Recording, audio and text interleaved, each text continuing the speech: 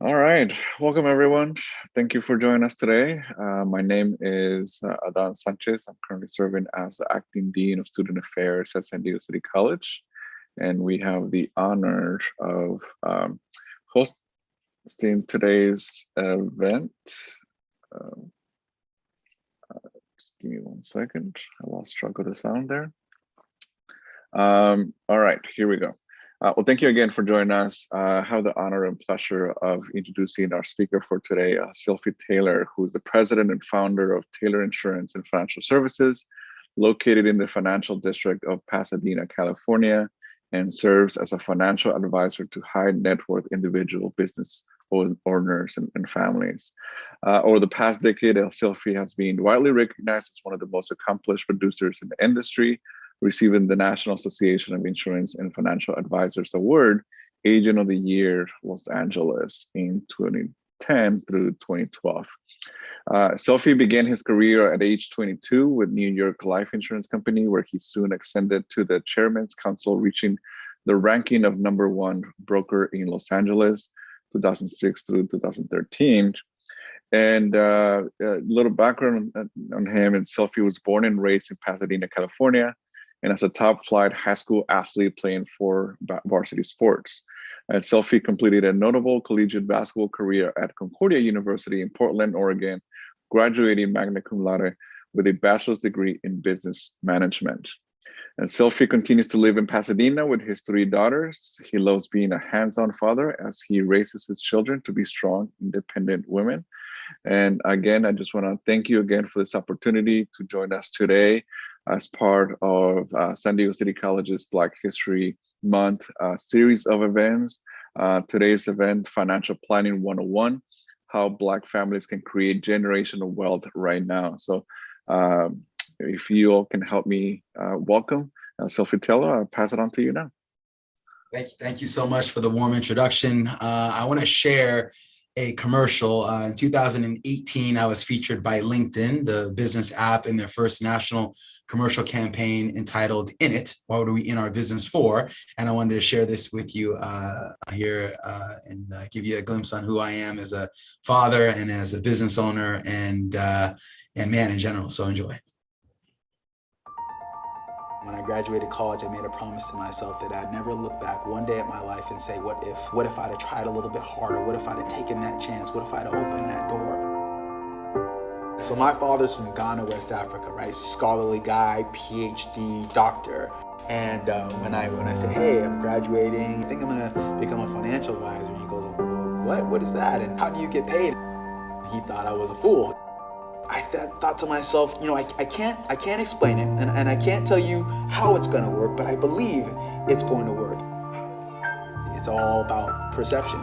And even in failure, what can I learn from that? How can I grow from that? Failure to me is just this opportunity to learn and grow and get better. Hey, right. That's a good one. That is a good one. I tell, even my children now, it's not about the outcome, it's not about what you get, it's about putting everything into what you're doing. And if you do that, if you give everything, then that's all I worry about.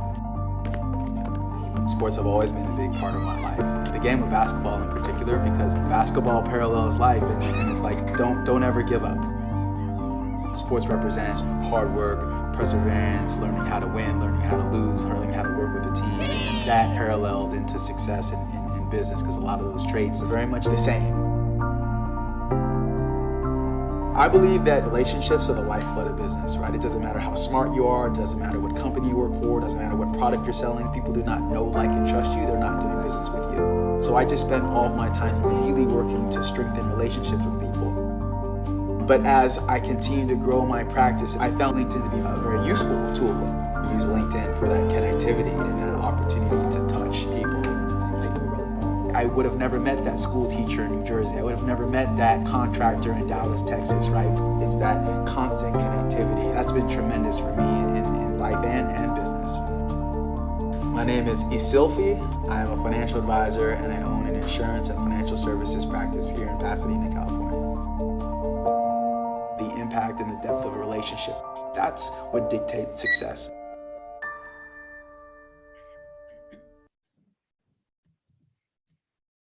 Awesome. Hope you enjoyed that. So I've got a lot of information to share in a pretty short period of time. So hang in there with me as I go through this. Obviously this being Black History Month and the idea of creating generational wealth, in particular in the Black community, is something that is near and dear to my heart. Statistically, of all ethnic groups, right, from white people to Asians to Hispanics, Blacks in particular were the one ethnic group in this last 2 years in this COVID era, if you will, if you want to call it that, whose net worth actually reduced, right? Property values in terms of real estate all have skyrocketed. Equities have skyrocketed, right? The stock market, yet because we don't own these assets, right? We actually our net worth has dropped during this time. And so for me, my whole goal, my purpose in life is to provide the people that I'm in front of the information to make educated decisions, right? And I always say, when you know better, then you can do better. And so I want to share these philosophies with you. And first and foremost, we got to look at, well, what are we going for, right? I always say, if you aim at nothing, you will hit it with amazing accuracy, right? So we have to have something that we're shooting for, right? For sure. So when we look at this, it's very important that you understand, well, what is my income, right? What do I have coming in? Right. And what are my assets, right? What do I have coming in? What's my income and what are my assets? But more so than anything else, we have to have a why. What is our purpose? Right? We don't want to just aim around or rather walk around aimlessly. We want to have our purpose with what we do. So we need to understand, well, what's coming in, what's going out. That difference, that gap is my discretionary income. So important, right? And I want to make sure I put that discretionary income to work. My assets, things like your savings, investments, real estate, you want your money working for you. And this is so important. You see, there's 3 things that work in life. There's people at work, which we all know very well. There's money at work, and my third and personal favorite is OPM, other people's money at work. So to the extent possible, we want our money working for us. We want other people's money working for us. Why? Because our money doesn't get sick. Our money doesn't get tired. Our money doesn't need to go on vacation. It can work and work and work and work. And that is how we get ahead in life. And again, we talk about the why. Ideally, we want to get to the point where we can live off of interest. Envision this. Imagine you've accumulated so much money that the interest from your money allows you to maintain your standard of living, pays all of your bills. That's the pinnacle, right? I define retirement not at the point at which you return 62 or 65 or 67. It's the point at which you remove the have-tos from the equation. You do things because you want to do them, not because you have to do them. Right? And these are what I just was talking about, these principles of money, right? You have people at work, money at work, and other people's money at work. And you want to use that. It's said that if you want to go fast, right, you go alone. And if you want to go far, then you go together, right? And so there's great power in coming together. And I use that metaphorically, saying our money coming together and working for us, right? And that's so important. So I want you guys to understand the value of that, because I don't care how much money you get paid per hour. I don't care what title you have. Our work, right? The number of hours we can work in a day, and our reach and our personal income earning ability is all finite, right? But if we allow our money to work and compound and grow, that's how we really get ahead. So I've created this risk reward chart, and I like to tell people, and people ask me, Sophie, what should I do, right? Should I invest in real estate? Should I invest in the stock market? Should I buy insurance? Like, should I open my business? Sophie, what should I do? And my answer is, yes, you do all of them, right? Because there are pros and cons to everything. And I've created this chart. At the top of this chart, you have high risk. If I told you, hey, you can invest your money, you can make 20, 30, 40% return. You say, Sylvie, that sounds great. I'll sign up for that. Now, if I said, now to be fair, you might lose 20%, 30% of your money. You go, whoa, slow down, right? Now, if I said, what if I have a low risk investment? Your money's safe, it's guaranteed. You say, that sounds pretty good. The problem with low risk investments, they typically come with low yield. There's something called inflation, the cost of goods and services. And if you guys have been paying attention, inflation is going crazy. And we're seeing that, right, with gas prices. We're seeing that with groceries. We're seeing that across the board for goods and supplies. Inflation is going up, right? Now, generally speaking, inflation is at about 3%. But right now, inflation numbers are hovering over 6, 7%, right? Well, what does that mean? That means if I'm not making at least 5, 6, 7% of my money, I'm losing purchasing power. Meaning, so if I have my money in the bank getting 0.01%, or worse yet, underneath my mattress, right, I'm actually losing money in those vehicles because I'm not getting a high enough rate of return. Now you have investments that are taxable.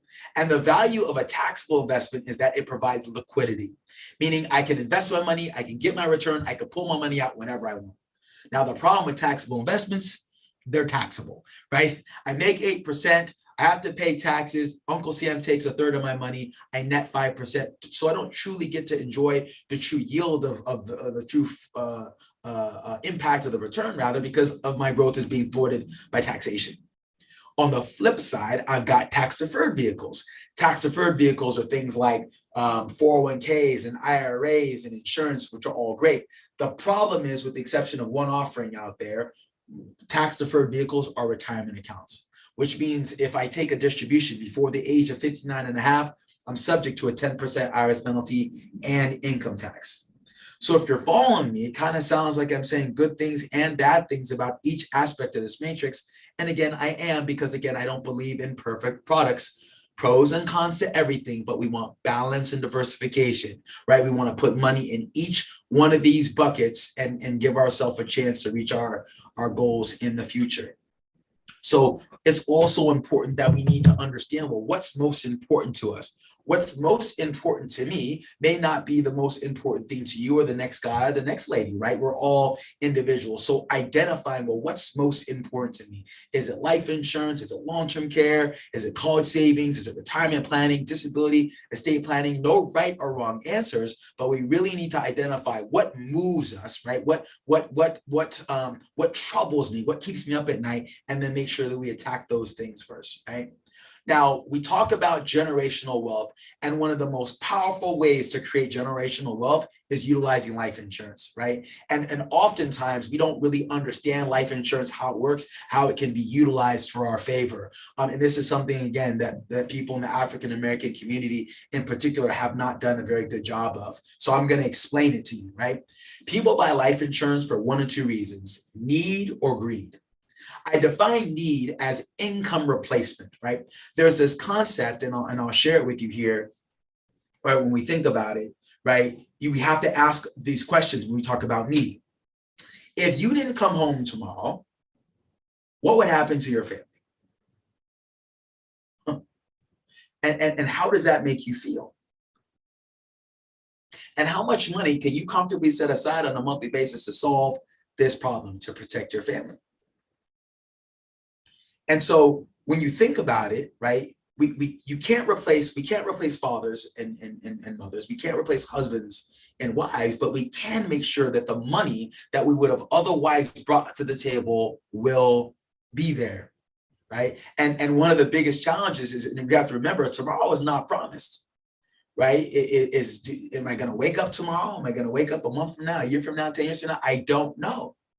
So here's the question. If I was the very last financial advisor ever to talk to you about buying life insurance, ever to talk to you about giving you the opportunity to protect your family, would you do it today? Would you buy from me today?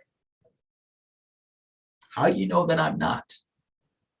And that is how you must think, right? Because the last time I checked, I don't think any of us are getting out of here alive, right? So it's not a matter of if it's going to happen. It's a matter of when, and we need to plan accordingly.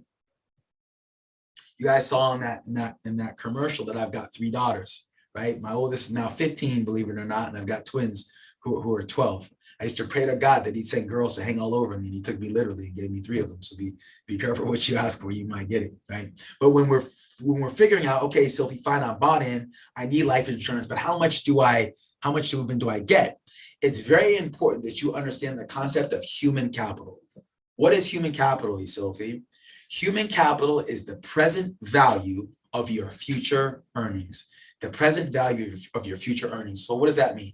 Sophie, my family needs $100,000 a year if I wasn't around. They need $100,000 a year to pay the mortgage, pay cars, pay insurance, keep peanut butter and jelly sandwiches on the table. How much coverage do I need? Take the amount of money your family needs on an annual basis. How much income you bring in? What do they need if you were gone? Take that amount and you multiply that by 20. That is the amount of life insurance you should have. So per this example, if my family needs $100,000 a year, 100,000 times 20 is $2 million. That is how much life insurance I should have. Well, why?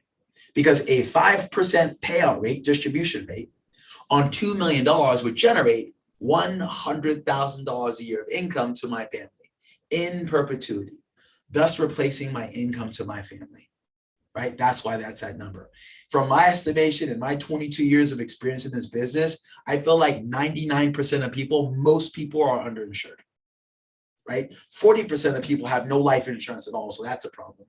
And of those that do, of the 60% that do, most are underinsured. Because we'll oftentimes think about, well, I've got a mortgage and I've got insurance. Sophie, come on, I'm not that irresponsible. I've got some insurance to pay off the mortgage, right? But think about that. Even if that happened, mortgage gets paid off for your heirs. Great. Again, what about property taxes? What about utilities? What about insurance? What about car payments? Right? So we fail to think about that. So when you calculate your human capital, the present value of your future earnings, that is how you can more effectively dictate and gauge, well, how much life insurance should I really have? Right? So that's it. Whatever your family needs times 20, that's the number. That's how we go. Okay. Now, I'd also mention people buy life insurance for need, greed. This is something we typically don't really know or utilize a lot, what people don't realize. Life insurance has tremendous living benefits. It was mentioned in my bio that I started in this business at 22.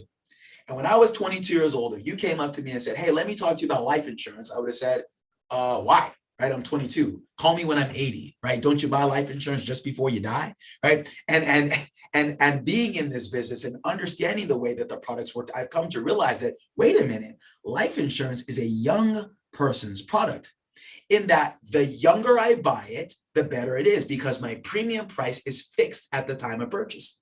Now, it's interesting when we talk about need and income replacement, I can have a pretty big policy for low premium. Life insurance, when you're using like term insurance, isn't all that expensive.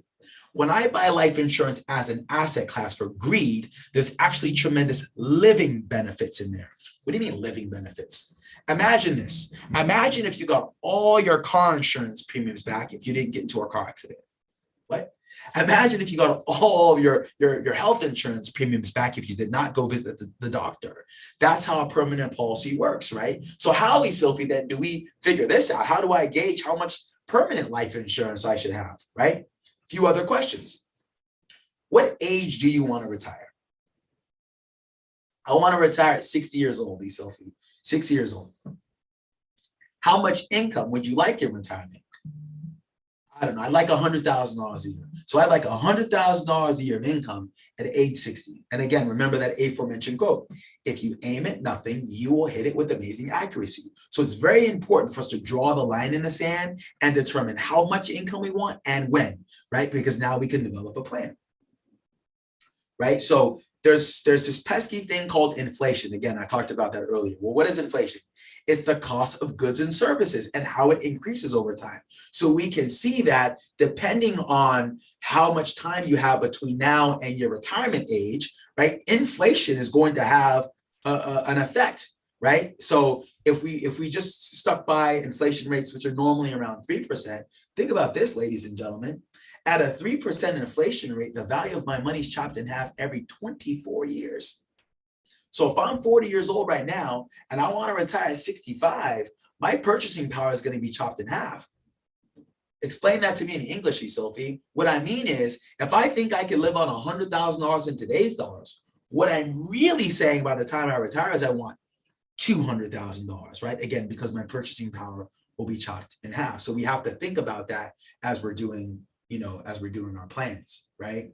So here's the basic premise again, right? So $100,000 of income that I want, right? We adjust for inflation, that's 200,000. And again, so Sophie, what is this bucket? What does this bucket need to be? Take the amount of money you want today's dollars, adjust for inflation, then multiply by 20. That is your target retirement savings number. So for those of you who are thinking, yeah, Sophie, $100,000 a year, that seems pretty good. Double this 200,000 times 24 million dollars. Woo! You got some work to do, but that's your number. Why? Again, because a 5% payout rate on $4 million would generate $200,000 a year of income in perpetuity. Now, to be fair, there are things that are called offsets, and the offsets are things like pensions or Social Security, perhaps rental income, other sources of income that you have in that can supplement your income in retirement. But this is the calculation that I want you to understand. Take the amount of income you want in retirement, adjust for inflation, and multiply by 20. That is your number, right? And again, if you have Social Security or real estate or pension income that offsets that number, that can reduce it. But that's a big number, right? So the sooner you start thinking about that, the sooner you start planning for that, the better off you'll be. So when we look at this, if $4 million is my number, now we have to say, geez, well, how much of this $4 million of money that I'm trying to save and this $200,000 of income that I want, how much of that do I not want subject to stock market risk, real estate risk, business risk? How much of that do I want to be predictable rather than probable? Because stock market and real estate business, these are all great investments. The problem is they will not provide a predictable outcome to me. They will only provide a probable outcome to me. So I need to determine what I want predictable. How much safety do I want? So let's just say I go, well, I don't know, maybe half. I want maybe half of my money to be guaranteed and half subject to risk. Well, let's get started. Let's figure that number out. So if half of that number, if 200,000 is my target, and I want half of that to be risk-free, that's $100,000, right? So then I have to figure out, well, how much money then do I need to put away in this safe bucket to generate 100,000? Now, here's the interesting thing about life insurance. Structured properly, beyond just having life insurance, for every dollar of premium you put in today, you in life, not when you're dead, you in life will be able to draw out $4 tax-free.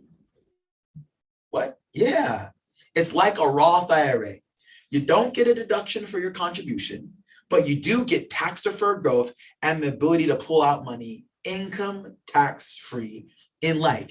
You guys can't see this entire structure, but I'm sitting in my office building right now, an office building that I actually own, right? An office building that I pulled cash value out of my life insurance policies at 38 years old to buy, right? Because rather than spending a bunch of money every month on rent, I thought, look, if I'm going to spend all that money, I might as well pay myself. And I bought this building. So how will you need the money? When will you need the money? I have no idea. But I guarantee you this. I guarantee one day you're going to come for tax-free money or you're going to die for sure. Right? So there's no right or wrong answers. But again, you're following me. We're making a plan. Where do I want to be? When do I want to be there? How much money will I need? And the answers to those questions dictate the plan. Now, when you see these kind of numbers like, wait a minute, $4 million is my number. I got to put away $25,000 a year. Like, oh, wow, Sophie, this is crazy. It is crazy. That's why I'm telling you, stop procrastinating, right? Repeat after me. Little money gets little money. Big money gets big money. So if you want to live a fruitful lifestyle and retirement and travel and hang out with kids and grandkids and have nice things, right? And be able to enjoy a six-figure stream of income in retirement, then it's going to require that you save big money right now. Right now. Little money gets little money. Big money gets big money. And if that's where you want to be, you want six figures, you want $1 million saved. And it's not like, oh, I don't care about leaving. I'm not forget leaving money for someone else, right? I'm talking about for you. So the beauty of using life insurance as an asset class, it kills two birds with one stone. It gives you the ability to draw money for you in life, right? Tax-free, and then also leave a benefit for your heirs. The average African-American family leaves 1/3 for their heirs is what the average white family leaves. 1/3. And when you think about getting a startup, a leg up in life, right? The wonderful thing about this country is that no matter where you were born, you could have been born in the gutter, born in the slums, there is a way you can make your way out. But it sure would be nice to have a helping hand, would it not? It sure would be nice to have that down payment of your first home cover. It sure would be nice to have some cash to open up that business that you wanted to open up, right? Money gets money. So if you had it come to you from your parents or grandparents, awesome. If you go, nope, I didn't have anything, then let's stop. Let's break this cycle and get insurance and do planning so that our kids and our grandkids coming behind us can be better and do more than us, right? That's why we're here, right? For those of you that have children, which one of you who are parents isn't your desire for your kids to be better than you? Right? I tell my girls all the time, I say, guys, you're better than me. And then they actually agree with me too quick. They're like, yeah, Dad. And I'm like, you could have said those are big shoes to fill, or maybe you just cannot agree so fast. But anyway, right? But that's certainly our desire, right? We want them to be better than us, right? So we need to put these sums of money away. And some of you are thinking, does it have to be that much? Yes, it does. Your answer is you either do what I tell you to do, you put that big money away. You either then extend your time or horizon for retirement. It's not 65 that you want to retire, it's 75 or 80 you need, or you take less income. Those are your three choices, right? You must do one of those. You do what I tell you to do today, set aside that big money today, right? Extend your time horizon for retirement or take less income. No shortcuts, no other way. Need or greed. So on the need side, we want to make sure we cover our human capital, right? What does my family need? And on the greed side, does a life insurance that accumulates cash value and is permanent, does that make sense for me? Now you understand, right? Now, when we look at the options, I'll go through these quickly. Term insurance is like rent-to-me insurance, pure protection, no equity, no cash value. It's ideal when you need coverage for a short or limited period of time, or until you can afford a permanent policy. Whole life insurance is a very popular form of life insurance. Your premium price is fixed at the time of purchase, which is great. Age now, health now, premiums fixed. Has a guaranteed death benefit. And as the name suggests, it lasts your whole life. So unlike a term that's going to run out 1 year, 5 years, 20 years from now, whole life is going to be there forever. And most importantly, what I like is it accumulates a cash value. And as that cash value grows, it's going tax deferred and it comes with guarantees, right? So I love it. Whole life is very popular. Another form of popular insurance is one called universal life. It's similar to whole life, right, in that it's permanent and builds cash value, but it allows for flexibility. So if you work in an industry or in a business or your income fluctuates, a universal life policy might be best suited for you because it allows you to manipulate the premiums. You can put more in good times and scale back on them in lean times, whereas a whole life is rigid, right? If it's $500 a month, it's $500 a month, right? So my job or any other good advisor's job is to make sure that you understand those planning options and then you pick the right plan or combinations of plans to fit your needs, right? And that's it. There's no perfect product. There's no right or wrong answers. There's just understanding your options and then doing what's best for you, right? So shifting gears to retirement planning here. Again, we want to know how much money do you need to have to save to retire comfortably, right? How much of your money do you feel comfortable losing, right? How much risk, are you willing to take? But most importantly, does your current action plan meet your declared objectives? So many of us talk about things like, oh, I'm talking about things, but we don't do. And this is something that I have to remind, my daughters a lot, and when I'm coaching people, you cannot be upset about the results you didn't get from the work you didn't do. You cannot be upset about the results you didn't get from the work you didn't do, right? So it's up to you. If you don't like where your life is, if you don't like how things are going, then change it. You got to do the work, right? So there are some studies that I want to share with you guys, some interesting stats that moved me when I found them. This was basically 1,300 plus people, age 45 years and older, nationwide, and it had 15 plus years of investment experience. And here's some of the things that they were asked. They asked them how their views changed over the past decade. And so most Americans are more averse to risk today than they've been in years past. 77% of Americans actually want less risk today than they wanted before, right? And it makes a lot of sense, right? We're in the midst of one of the greatest stock market rallies of all time, right? Until this last month and a half or so, where the markets dipped considerably. I was talking to a client about a month ago, right at the start of the new year. He came in, wanted to do some planning. He had done really well in some cryptocurrencies and things, and it amassed a great amount of wealth, over $20 million, right? And I was talking to him today, and he just lost half his money. Can you imagine losing $10 million in 30 days? Like, sickening, right? And so I'm like, this is what I was trying to tell you. Let's guard against that. Let's plan. So most people want more risk. They ask these people as well, what are you afraid of most? Are you more afraid of dying? Or are you more afraid of outliving your money? And 70% of Americans have a greater fear of outliving their money than they do dying, right? Because there's finality to death. And if I'm dead, what can I do about it? But if I outlive my money, right? Geez, what do I do? Right? That's very scary. That's very scary. Sorry, I skipped along here. One of the other things that is a common misnomer is the sustainable withdrawal rate. Well, what's the sustainable withdrawal rate, right? 82% of investors have an unrealistic assumption as to what the sustainable withdrawal rate is.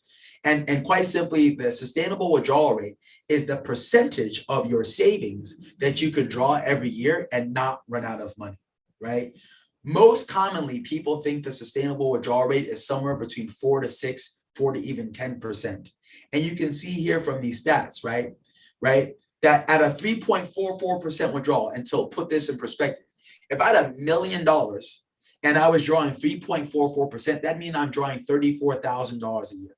And this is in a portfolio, 60% equities, 40% fixed income, so moderate portfolio. But even at 3.44%, there's a 50% chance that I'd run out of money. Wow. Wow. At a 2.6% withdrawal rate, there's still a 20% chance you'll run out of money. And even taking a 1.93% withdrawal rate, there's still a 5% chance you'll run out of money, right? Geez, that's scary. And that's $1 million taking 19,000 a year is all you could take. So when people are taking 50, 60, 80, $90,000 a year from their $1 million portfolio, not sustainable. Strong possibility that they'll run out of money. Now, I didn't say there's a 100% failure rate, right? But there is. But I like in this analogy. Imagine that, I know San Diego is not a far trip. I live here in LA, but it's like a 30-minute flight. So I'm just going to take a little flight down to San Diego and see you, right? And imagine that you're here with me in LA, you're gonna fly down to San Diego, we're gonna have dinner together tonight, right? And we're sitting on the tarmac here at LAX, and the pilot gets on the loudspeaker, says, hey, we're flying, quick flight from LA to San Diego. And there's about a 50% chance we'll make it. Would you stay on that flight? Would I stay on that flight? No, right? I would say, I think we'll drive. But so many of us are going into retirement with these unrealistic expectations and assumptions as to what we could draw, and we have a strong possibility of running out of money, right? And the reality of it is, without proper planning, 42% of Americans will retire broke. And when you consider the fact that we're living longer, and we have these unrealistic expectations of what we can draw, it's a recipe for disaster. Now, some of you are going, alrighty, so if you have sufficiently disturbed me, what can I do about it? What you can do is you can start planning right now. I want to share the tale of two brothers with you. Tale of two brothers. So we've got David and Bruce. David starts investing earlier. So if you're young or you're talking to some of your college kids, right, start now. David starts investing $2,000 a year and invests from age 19 to 26, $2,000 a year. Averages 10% of his money. So not all that much money, right? That's $150 a month or so, guys. You're buying some tennis shoes or going out and buying junk anyway, right? $2,000 a year. Now, Bruce is his twin brother. Bruce also gets the investment bug. He catches on a little bit early, but he likes to outdo his brother, right? So he's made a different commitment. He's also going to invest for $2,000 a year, but he's not going to do this little pesky 8-9 years like his brother did. He's going to invest from age 27 because he started later, but he's going to invest from age 27 all the way to 65. So he's going to put in 4 times as much money for 4 times as long. So David started earlier and stopped. Bruce started later and did 4 times as much for 4 times as long. Who do you think has more money? Now, naturally, you would go, Bruce, how could you put away 4 times as much money for 4 times as long and not win out, right? Well, here's the numbers at the end. David, who started investing at 19 and stopped at 26, and then let his money just grow, has over $1,035,000. Bruce, his twin brother, who started at 27, yes, he started later, but invested from 27 all the way to 65, same $2,000 a year, got the same 10% return, has $883,000. So he invested 4 times as much for 4 times as long and has 120 grand less. Wow. So what do we learn from that? When should we start investing? Yesterday is history. Tomorrow is a mystery. Today is a gift. That's why they call it the present. And the present that I want to give you, the present that I want you to recognize is before you today, is the opportunity to plan and start saving right now, right? Because you don't have to do it now. You could wait. You could wait. You could wait. You could do it later, and it will cost you more and you will get less. So you can start now, or you can wait, and it will cost you more and you'll get less. Which would you prefer? And I know what some of you are thinking, I know, Sylvie, I've heard this before. I'm going to get around to it. One day I'm going to get around to it. But is it one day? Is it one day you're going to make these changes? Is it one day you're going to take the leap? Or is it day one? You decide. I'm very passionate, if you cannot tell, and I'm sorry for speaking quick because I had to cram a lot of information in a pretty short period of time. But this is really, really, really important stuff, guys. This isn't stuff that we can come back to later and go, I'll pick this up in 5-10 years, right? Or you know, it's not for me. It's for you and for you and for you and for you and for me. It's for everyone. And the longer we wait to plan, the longer we wait to save, the longer we wait to invest, it just hurts us. Now, at the end of the day, I don't care what you could have done, what you should have done, what you didn't do. Again, the past is the past. But right now, what can you do right now to put yourself in the best position? And perhaps some of you were doing the calculations with the formulas that I use and go, geez, okay, I can't hit that optimal number. I don't care. Do what you can do. The road to walk a mile begins with a single step. With a single step. So I think we have a little bit of time for Q&A. I know I shared a lot. That's my company, guys, Taylor Insurance and Financial Services. I am the principal, founder, CEO of the company. You can find me. I know my name is unique, Sylvie Taylor, but put me in Google. You can find me on social media, on Instagram, on Facebook, on LinkedIn. I share a lot of content. I'm probably, I venture to say, in my field of financial advisor, I probably put more content out in terms of radio and television. I've got a reality series on the coming out this spring called Mind Body Money. I invite you to check that out as well. mindbodymoney.com. I have an app on the App Store called Mind Body Money as well. That's on the App Store. I invite you to check that out. But I'm here to be a resource and a blessing to you any way that I can. So with that said, I'll open it up to any questions that we might have in this in these last few minutes. Wow, that was great. You know, very, very informative, educational, inspiring even. So thank you so much for delivering this very essential content that we need. You know, as we're all, like you said, we're all need to start doing it now if we haven't started, you know, because I think that was what was going through my mind, right? I was like, I'm not 20 anymore, right? And so I think you kind of, this backwards plan of where do you want to be and taking it to today, I think that was really helpful for me. Hopefully it was for others as well. And I think a lot of us who did not grow up with this content, right, with this knowledge, who did not study it and it was not passed on from generation to generation, you know, it can be a little bit overwhelming, right? The timeline, the terms.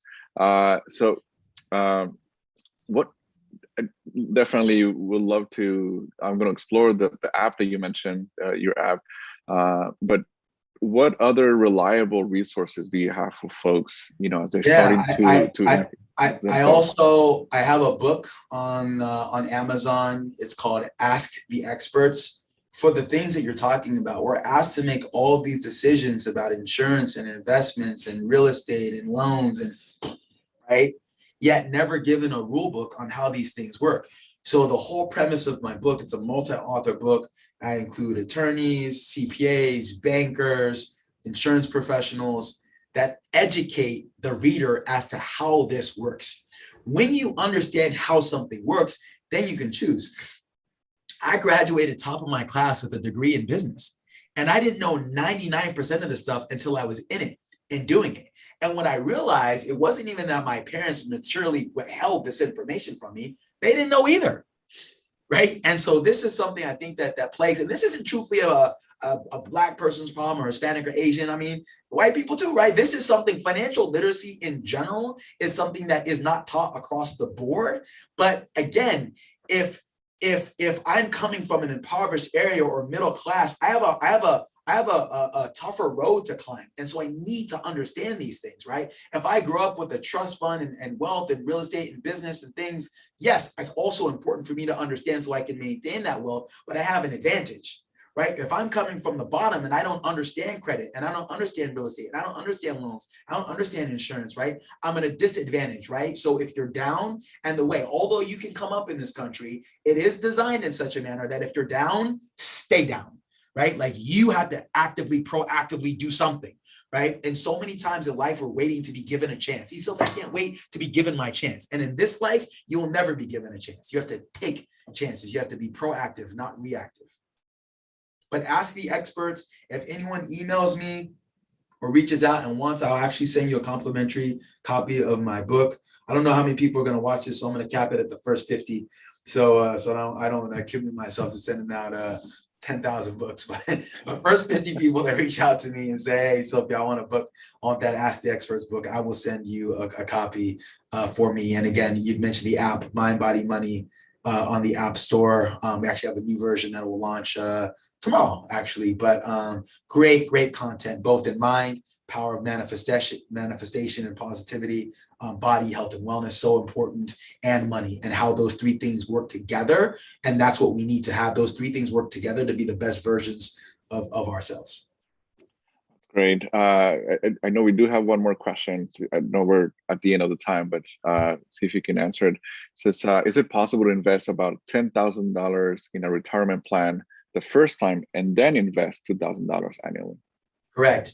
Yeah. So you have the ability to either what's called dollar cost average. Dollar cost averaging is simply a systematic purchase of funds. So any of you that are putting money, whether it be in your existing retirement account now, or you have a brokerage account and you're putting money in, you are what's called dollar cost averaging, meaning you're buying on a particular interval once a month. Maybe some months the market's high, some months the market's low, but there's no market timing. Whatever the market is on the 15th of every month, that's what you're doing, right? And so if you have an ability to invest a lump sum and then subsequently invest thereafter, perfect, right? Because any amount you do, right, and the more you put away, the sooner you put it away, the better off you're going to be. Great. Well, again, thank you so much. This has been an incredible experience. I hope a lot of folks here at San Diego City College are able to take advantage of the information that you shared and contact you about the book. That would be great. And then also just want to remind folks to please, you can pause the video and then go to this QR code on my side where you can look at different events that we have still for the remaining of Black History Month. Again, Sophie Taylor, thank you so much for the conversation, the information, your time. We really appreciate it. We know you're all over the place, and I personally have been enjoying hearing more of your talks on some of the podcasts that I found online. So thank you again for joining our San Diego City College community. And hopefully we get to have you back again sometime soon. Yeah, thank you so much, and thank you for and being so welcoming and inviting and allowing me to share. Thank you all for your time today, and hope that you found this information useful. Knowledge without application is useless. So now that you've been put on notice. Now that I've called you out, now what are you going to do about it, right? Put it in action. So thank you guys so much.